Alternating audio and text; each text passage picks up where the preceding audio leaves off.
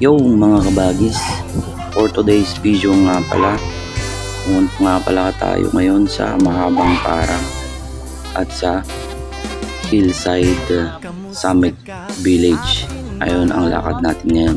Biglaan nga pala tong lakad natin kasi nag-aya sila Tonton at saka si Ron, yung dalawang mag-asawa na gala naman daw, naman puro inom, yun sabi. Ayun, malapit lang to sa amin overlooking yung view. Tingnan nyo naman, ang ganda, parang Baguio lang din, tapos napakalamig ng lugar. Mga 10 minutes lang yung ride punta dito sa Mahabang Parang, galing sa Angono sa amin sa Rizal. Guys, tingnan nyo naman, meron na rin kainan dito, magandang view, fresh kung hangin, tsaka malamig pa kahit summer na. Isang minuto lang. Pwede nyo dalhin dito yung mga jowa nyo, yung mga pamilya nyo, mga bata, mag-relax, kuha lang kayo ng mga pagkain nyo, o di kaya pwede rin kayong bumili dyan. Ayun ang magandang lugar, pwede puntaan dito sa Angono, Rizal. Tingnan nyo naman, napakalamig ng lugar at may mga libreng kwan din, mga upo-upuan na rin dyan. Tapos pagkatapos namin dyan, pupunta rin pala kami dito sa Hillside Summit Subdivision. Ito yung view naman niya. Diyan sa may baba niya, hindi kasi kita sa camera medyo pangit yung pan natin, yung cellphone natin pang kuha, kaya hindi masyadong kita. Pero yung sa baba niya, yung maraming mga couple dyan na nakaupo, yung mga tambayan din dyan, pero private property yan, pero inallowed naman kayo pumunta dahil hindi pa nga nagagawa. Yan yung parkingan pala, bali merong entrance fee na 10 per vehicle ata, o 10 per vehicle, tapos yung parking fee 10 pesos din per vehicle din. Ewan ko lang kung yung 4 wheels yung mas mahal.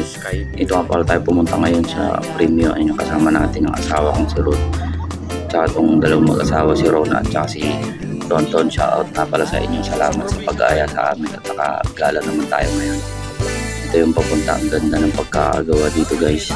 Kung gusto nyo magbakasyon o gusto nyo mag-relax, dito pumunta kayo. Ito yung daan papunta dun sa may kainan na dito sa taas niya.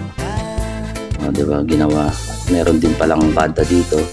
Ayan, punong-puno rin ng mga kainan. Pwede kayong bumili dyan, kumain. Tapos habang tinitignan yung magandang view, ito, mga kapihan, mga milk tea, pagkain. At dito na nga, pagkatapos namin dyan, medyo nagutom na. Ayun, dito kami kumain. Tingnan nyo naman ang lugar. Ito nga pala kami kumain sa Walanjo, Tapsilogan.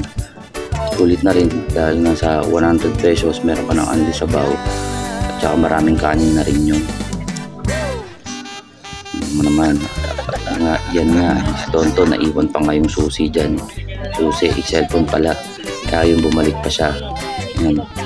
Ito na nga pala kami umupo ngayon dyan.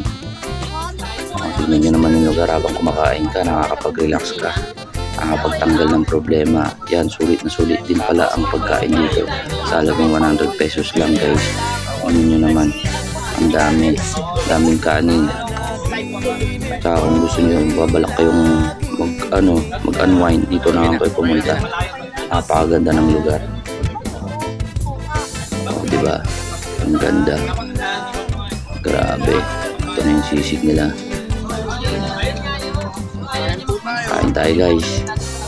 Thank you for watching. Paki-comment naman po kung saan nakaabot tong ating video ngayon, para alam natin kung saan yung nakakarating.